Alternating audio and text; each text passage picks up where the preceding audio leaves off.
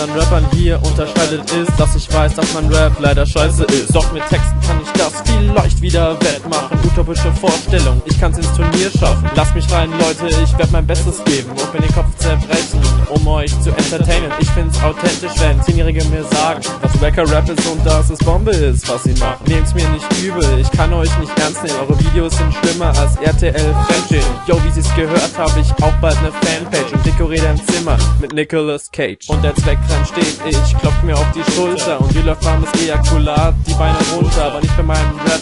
Es ist ja bald geschafft, in 16 Teilen hingekackt, toll gemacht.